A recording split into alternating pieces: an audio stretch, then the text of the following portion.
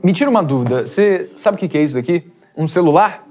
Você tem um? É lógico que essas são perguntas até bobas, né? Porque o celular é como se fosse uma extensão do nosso próprio corpo. A gente usa o celular pra falar com outras pessoas, pra tirar foto, pra fazer vídeo, pra escutar música, pra fazer conta na calculadora, investir nosso dinheiro e até chegar no nosso date do Tinder. Esse simples aparelhinho é capaz de conter tudo o que a gente precisa pra viver a nossa vida. A gente pode sair de casa esquecendo a mochila, as chaves, a carteira, mas se a gente esquece o celular, parece que a gente tá saindo na rua pelado. Já que ele é tão importante, eu imagino que então você deva cuidar muito bem do seu celular, né? Bom, talvez nos primeiros 3 dias. Quem nunca deixou o celular cair no chão? Quem nunca escutou uma música tomando banho, mesmo sabendo que a umidade pode prejudicar os componentes do celular? Quem nunca ficou com a memória cheia porque esqueceu de apagar aqueles prints de conversas incriminadoras que nunca usou? E a minha indagação é a seguinte: se a gente não consegue nem cuidar bem de uma coisa tão pequena e simples como um celular, ainda tão importante, como é que a gente consegue tomar conta de uma coisa tão grande e complexa e também tão importante quanto o nosso planeta?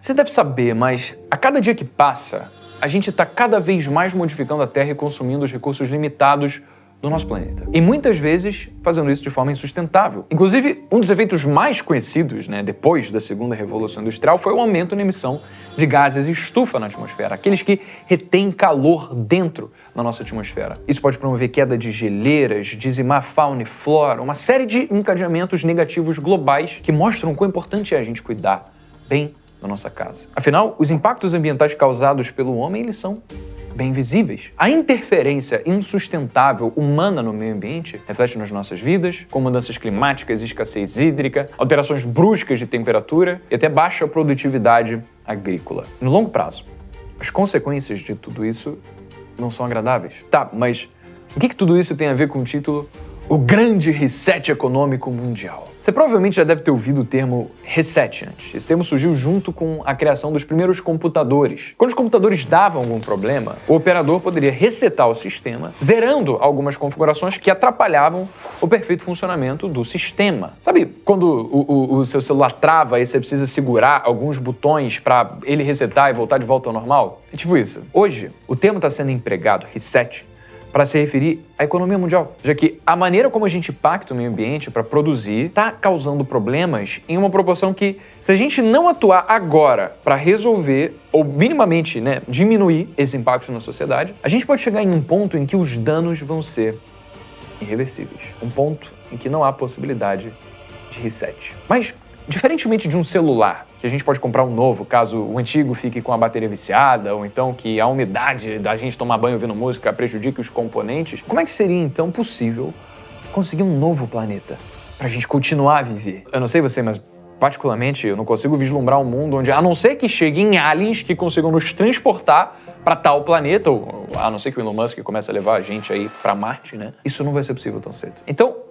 será que já chegou um momento da gente realizar um reset da nossa economia antes que seja tarde demais? Bem, você deve ter ouvido falar do Fórum Econômico Mundial, um evento organizado pelo engenheiro Klaus Schwab em Davos, na Suíça, que conta com diversos líderes empresariais, políticos, bilionários, acadêmicos, jornalistas do mundo todo para discutir as questões mais urgentes do planeta. Sabe, toda aquela galera importante que a gente vê nos noticiários por aí? Então, eles se reúnem uma vez por ano nesse evento de Davos para tratar dos assuntos mais relevantes para a humanidade. Daí, no ano passado, o Fórum Econômico Mundial ele teve como sua grande principal pauta o Grande Reset Mundial. Não, eles não tiveram como pauta formas de resetar o seu PC e os seus dados no meio da partida de CS.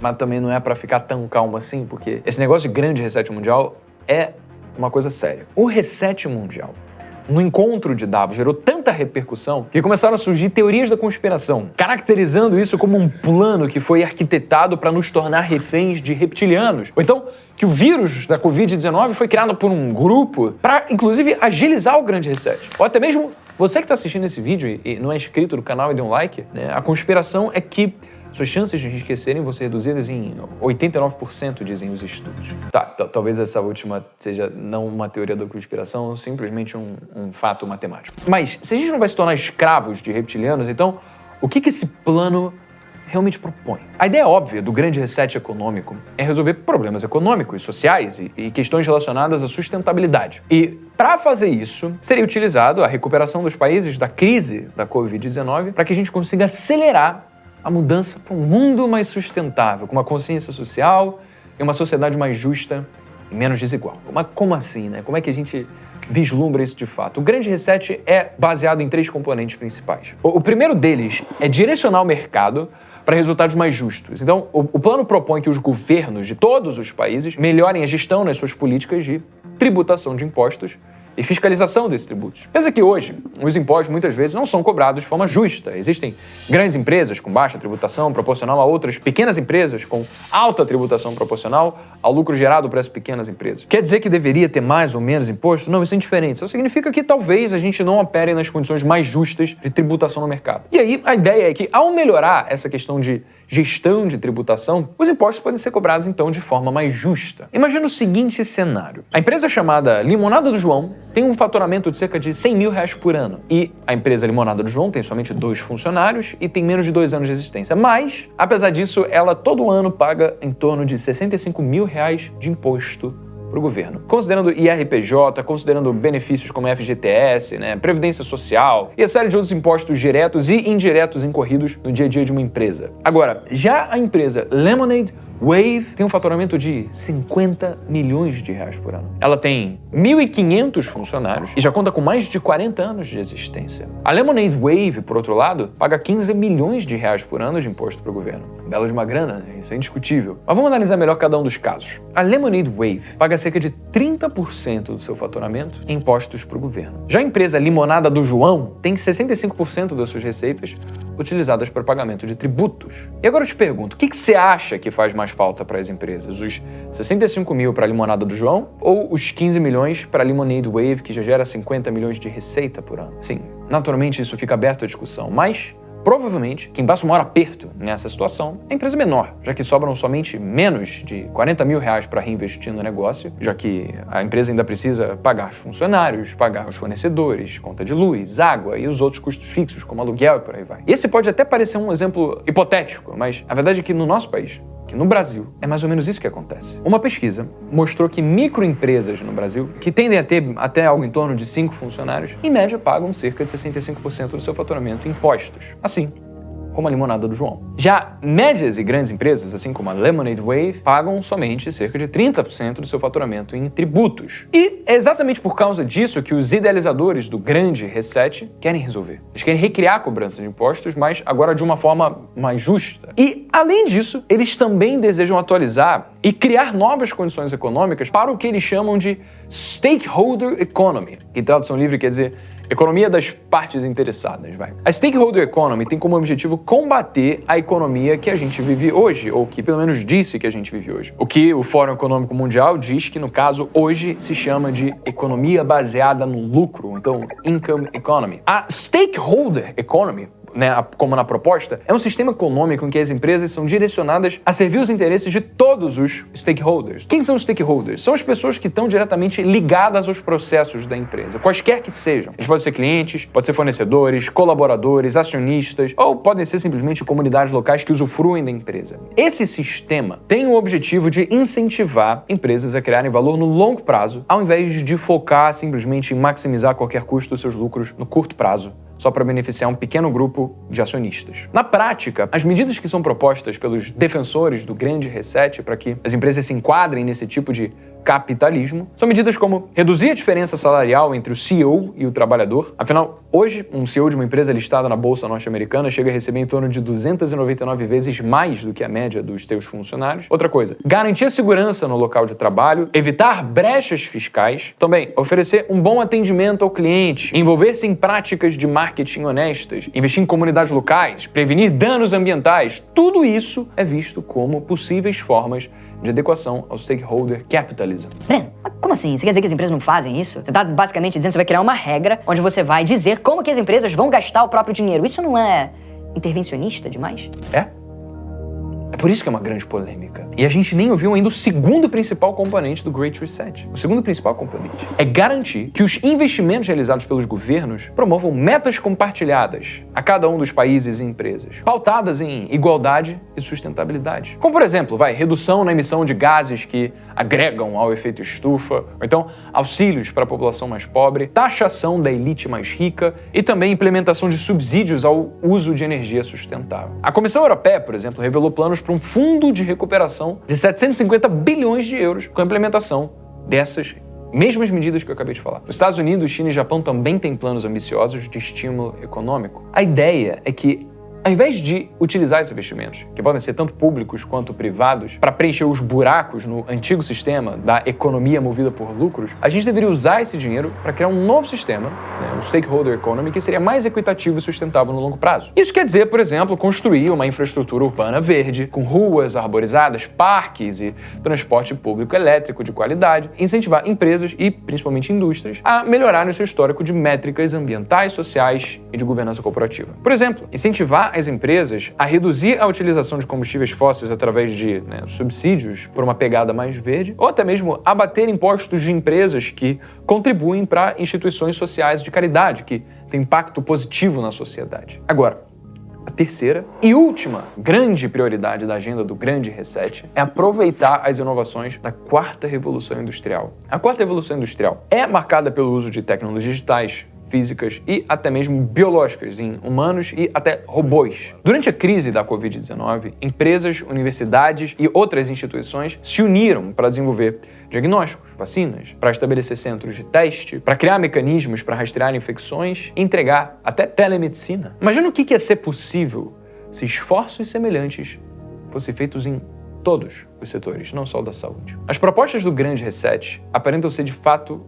para o bem do coletivo. Elas estão relacionadas a cuidados com o meio ambiente, a construção de um capitalismo mais inclusivo e também ao desenvolvimento de uma sociedade mais justa para todas. Mas por que será, então, que na mesma semana em que o Fórum Econômico Mundial publicou seu primeiro vídeo sobre a proposta do Grande Reset, muitas pessoas se opuseram arduamente a essa ideia? Bom, como a gente falou, o Fórum Econômico Mundial é uma organização onde algumas das pessoas mais ricas e mais poderosas do planeta vão a uma pequena vilazinha alpina para falar sobre economia, política e negócios. Os presidentes das principais potências do mundo, os maiores bilionários do planeta, CEOs de grandes empresas de tecnologia, todos eles unidos em um lugar de pouco acesso, discutindo o futuro da humanidade.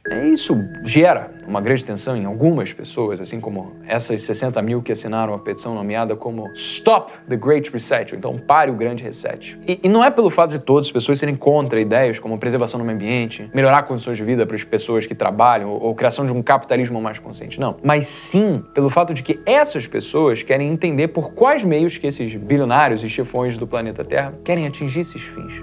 Muitas pessoas não ficam confortáveis com isso. Muitas pessoas não ficam confortáveis em colocar decisões tão importantes na mão desse pequeno grupo de pessoas. Qual seria o custo que a sociedade iria precisar pagar para conseguir chegar nesse novo capitalismo? Será que no curto prazo a gente não ia precisar fazer mais sacrifícios na nossa qualidade de vida em prol de mais impostos para implementar tudo isso? Em junho desse ano, o G7, o grupo composto pelos principais líderes das 7 principais potências do mundo, se comprometeu a criar um imposto global em que toda e qualquer empresa multinacional precisaria pagar obrigatoriamente, no mínimo, 15% de imposto. Aonde quer que tenha inserido, seja em paraísos fiscais, seja nos seus países de origem, o que quer que seja. Assim, todas as empresas no mundo obrigatoriamente teriam que pagar esse imposto onde quer que seja. Não ia ter mais para onde correr. De acordo com esses críticos, essa intervenção restringe a liberdade das empresas e seria uma afronta ao livre mercado. Além disso, isso dificulta empresas mais novas a chegarem onde essas outras multinacionais estão. Isso porque se esse imposto for transferido para todas as empresas, essas empresas pequenas que estão crescendo agora e que querem se expandir para outros países, não vão ter vantagens da não tributação em paraísos fiscais ou até subsídios no seu próprio país, assim como tem hoje grandes multinacionais já consolidadas que já tiveram vários benefícios para chegar onde elas estão antes dessa implementação global de tributação coletiva. Os críticos dizem que essa parece ser uma ótima maneira de limitar dificultar o crescimento de empresas menores. E a consequência clara disso é dificultar a transformação de empresas menores em grandes multinacionais, o que naturalmente levaria a concentrar ainda mais o poder e controle de informação nas mãos de um grupo cada vez menor de poucos bilionários, o que basicamente contradiria o que o próprio Grande Reset prega sobre a cobrança de impostos mais justos. Outras críticas sobre implementar certas propostas do grandioso plano do Grande Reset Mundial é na questão do controle sobre os indivíduos. Como assim, Breno? Vou virar uma marionete? Calma, deixa eu te explicar. Uma das propostas do Grande Reset é centralização financeira ao eliminar o uso do papel moeda e implementar uma moeda 100% digital, que seria controlada pelo Banco Central de cada país. Essa nova moeda digital iria utilizar da mesma tecnologia de blockchain, como o Bitcoin, como o Ethereum usam hoje. Dessa forma, os críticos dizem que o Banco Central teria controle de todas as transações feitas por qualquer pessoa. Os governos de todos os países saberiam exatamente a quantia de dinheiro que você possui, para quem que você está transferindo seu dinheiro, como é que você está usando o dinheiro no seu bolso. Além de que essa centralização financeira traria autonomia para que os bancos conseguissem criar mais dinheiro, emitindo novas moedas digitais como eles bem entenderem, o que vai contra uma das principais propostas da utilização de criptomoedas hoje, que é justamente um limite fixo e imutável de quanto criptomoedas podem ser mineradas. Agora, outra possível implementação com esse sistema é a polêmica renda básica universal, que inclusive já falei sobre no último vídeo aqui do canal. Tá aparecendo aqui no card em cima. Nenhuma dessas consequências estão, de fato, esclarecidamente explícitas na proposta do Grande Reset. Porém, elas dão margem para nossa interpretação. Por exemplo, uma outra proposta que, nesse caso, ficou até clara do Grande Reset é a implementação de um novo sistema que utiliza o score social. Nesse sistema, cada pessoa ia ter uma pontuação de acordo com seus atos na sociedade. E aí a sua pontuação ele poderia subir ou cair, dependendo do que a pessoa fizesse. Então essa pontuação iria oscilar de acordo com diversas atividades da sociedade, como, por exemplo, conseguir um emprego, como você trata as pessoas, como você não deixa lixo na rua. Quanto maior for a sua pontuação, basicamente, maiores as chances de você conseguir um emprego, maiores as chances de você ganhar dinheiro no mercado. A crítica aqui é que essa pode ser uma ótima maneira de controlar a população. Por exemplo, quer dizer então que você não pode ir contra convenções sociais, Você não pode ir contra certas atitudes do Estado, caso contrário você vai perder o seu score. Será que isso faz sentido de fato? E se esse score for reduzido, será que a gente não vai conseguir ter pessoas que vão ser reinseridas na sociedade? Será que a gente vai ter julgamento sobre essas pessoas? É meio que aquele episódio do Black Mirror que likes e seguidores é equivalente a dinheiro e sucesso, sabe?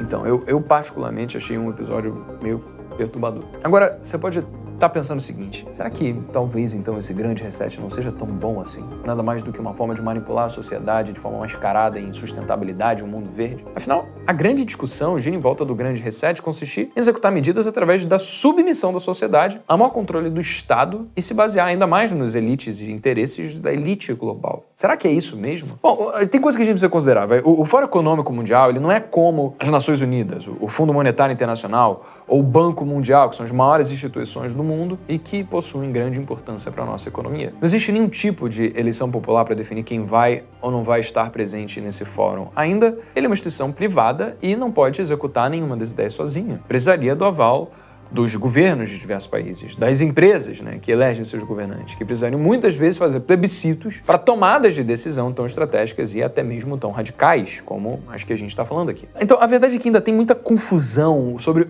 quais são as principais medidas do Grande Reset. O que de fato é o ponto a ponto, todos os bullets de medidas que vão ser implementadas. O que existe hoje são, na verdade, propostas, ideias, coisas que existem no mundo intangível. Naturalmente, é incontestável que a gente precisa mudar e cuidar melhor do meio ambiente como a sociedade num todo. E que a nossa produção, através da iniciativa privada, precisa ser feita de forma mais consciente. A Tesla e a Audi são empresas pelas quais eu tenho um carinho enorme e são ótimos exemplos de empresas que trabalham com uma missão clara. No caso da Tesla, acelerar a transição do mundo para a utilização da energia sustentável e, no caso da Audi, eliminar completamente a produção de veículos movidos a combustíveis fósseis até 2033. Independentemente se você ficou ou não assustado com as propostas do Grande Reset, se você confia nas ideias de grandes líderes, elites, CEOs e empresários e políticos, que são particularmente pessoas pelas quais eu admiro e tenho muito apreço também, o que você precisa entender é que essas são coisas que acabam não estando sob o nosso controle e que não tem tanto que a gente possa fazer a respeito. Além de informar, como o que a gente está fazendo agora. Porque a realidade é que a única coisa que está, de fato, sob o nosso controle são as decisões que a gente pode tomar para evitar qualquer tipo de risco que isso possa gerar em nosso patrimônio no futuro. Como as informações sobre esse Grande Reset são muito novas, caso ele realmente venha a acontecer, ou caso ele comece a receber muito mais reconhecimento, essa proposta pode vir a gerar incerteza nos mercados no mundo inteiro. E, nesses momentos de incerteza, as moedas que mais sofrem são as moedas de países emergentes, como o real? Pensa comigo, quando o mundo está passando por uma crise econômica, as pessoas, em busca de segurança, buscam migrar o seu capital para lugares que elas reconhecem como seguros. Esse é um fenômeno que a gente chama de flight to quality. Capital internacional migrando para o que é amplamente reconhecido como qualidade. Agora pensa, qual é a moeda mais segura aos olhos do globo para cumprir esse propósito e assegurar o nosso patrimônio? Vamos lá, vamos fazer uma comparação. O real, que é uma moeda que existe há menos de 30 anos, já acumulou, desde 1994, mais de 500% de inflação. Agora, se a gente colocar em comparação com o dólar, uma moeda que já existe há mais de 200 anos, no mesmo período do real, acumulou uma inflação de menos de 80%. Porque o dólar é a moeda do país com uma economia mais sólida do mundo, o maior mercado financeiro do mundo, representando quase metade de todo o dinheiro investido no nosso planeta. Por isso, o que você pode fazer para se proteger de qualquer problema que essa incerteza do grande reset ou qualquer outra crise possa vir a gerar no seu patrimônio é se pôr o dólar. Quando você tem parte do seu patrimônio em uma moeda forte como o dólar, você acaba diretamente se protegendo de crises causadas por momentos de incerteza na economia mundial e até na nossa própria economia nacional, mostrando os reflexos das nossas incertezas políticas. Mas Breno, você tá falando o quê? Pra eu comprar dólar, é isso? De certa forma, sim, né? Só que existe uma forma mais eficiente de se expor ao dólar, ao invés de simplesmente numa casa de câmbio, comprar umas notas e guardar debaixo do colchão. A gente pode ser mais eficiente comprando ativos dolarizados. Ativos dolarizados são basicamente empresas ou empreendimentos norte-americanos, né? Os Estados Unidos são um país com a maior cultura empreendedora do planeta Terra. Lá são onde surgem as maiores empresas com as maiores culturas de inovação. É onde tem as universidades que formam a mão de obra mais qualificada que existe. É onde estão os produtos e serviços que mais geram valor para o mundo como um todo. E é lógico, é onde estão também a maior quantidade de empresas globais que não são norte-americanas, que também fazem parte do nosso dia a dia. Essas empresas também são negociadas no mercado de capitais norte-americanos, que são chamadas de ADRs, American Depository Receipts, que a gente tem acesso ao dolarizar o nosso patrimônio. Então, ao invés de comprar simplesmente dólares e botar debaixo do colchão, ao invés de você fazer isso, se você comprar ações de boas empresas que estão listadas na bolsa norte-americana, você não somente vai ganhar pela tendência de valorização do câmbio do dólar ao longo do tempo, mas também vai ganhar sobre a valorização das empresas que você está investindo pelas bolsas de valores norte-americanas. Se em 2010 você tivesse comprado dólares para proteger o seu patrimônio e tivesse usado R$187 para adquirir $100, que essa era a taxa de conversão, esses R$187 hoje estariam valendo cerca de R$540, né? Seriam os mesmos $100. Já caso você tivesse investido esses mesmos $100, os R$137 no S&P 500, o principal índice de performance das maiores empresas norte-americanas, e você tivesse feito isso lá em 2010 também, hoje você teria o equivalente a R$1.220. Mas, se você só tivesse investido R$100 no nosso índice Bovespa em 2010, o nosso principal índice da Bolsa de Valores, você teria acumulado hoje um pouco menos de R$200. Percebeu a diferença? Mesmo se você tivesse comprado dólares e colocado debaixo do colchão, você ainda ter mais dinheiro do que caso você tivesse investido na nossa própria bolsa de valores. É lógico, é importante que a gente tenha dinheiro na nossa própria bolsa de valores, porque nós temos gastos atrelados ao real, a gente vive nesse país. É indispensável que o nosso dinheiro esteja aqui. Mas também é indispensável ter parte do nosso patrimônio investido no exterior, para preservar o nosso poder de compra e poder nos beneficiar dessas oportunidades da alta valorização de empresas inseridas na maior cultura de negócios e inovação do mundo. E foi justamente por isso que teve um japa, né, que se tornou um grande amigo meu chamado Roberto Lee, que foi para os Estados Unidos criar uma corretora de valores chamada Avenue, né, uma corretora 100% norte-americana. Só que ela tem uma parada, ela não é feita para norte-americanos, ela é feita para brasileiros. Então ela é toda em português, com suporte em português, para que qualquer brasileiro consiga ter acesso fácil, didático, usufruindo da mesma experiência que é investir numa corretora aqui no Brasil, podendo mandar seu dinheiro lá fora e usar a Avenue para investir nos Estados Unidos sem ver alguma diferença. Assim, qualquer um tem acesso a investir no maior mercado de capitais do mundo e proteger o seu patrimônio das nossas incertezas políticas, de crises, né, intrínsecas ao nosso país, a má gestão dos recursos públicos realizados pelo governo, que, no geral, como acumulados ao longo do tempo, corroem o nosso poder de compra, como eu mostrei no vídeo, porque o real se desvalorizou tanto, que ele vai estar aparecendo aqui em cima. Eu tenho um carinho enorme pela Avenue, porque eles são muito parceiros aqui do canal e eles dão uma força incrível, né? Inclusive são grandes responsáveis por permitir que a gente possa realizar vídeos de tanta qualidade, com essas animações, com essas imagens, com esses roteiros, por causa de toda a pesquisa que a gente faz, tanto que a gente investe em didática e produção. Isso tudo é por boa parte da Avenue e também não à toa que eu, Breno, pessoalmente tenho mais de 50% do meu patrimônio investido por ela diretamente em dólar. Então, eu vou deixar o link da abertura de conta na Avenue aqui na descrição, então definitivamente vai aqui embaixo clicar, abre uma aba para você já deixar aberto aqui para quando você terminar de ver o vídeo, você ir lá e abrir a sua também. Então, meu amigo, eu só queria fazer uma pergunta para você. Me fala nos comentários, o grande reset vem pro bem de todos em prol de um mundo mais justo e sustentável ou é um perigo para a nossa liberdade pessoal e a iniciativa privada? Se inscreve aqui no canal para você continuar recebendo esses vídeos e eu te vejo no próximo vídeo das Jovens.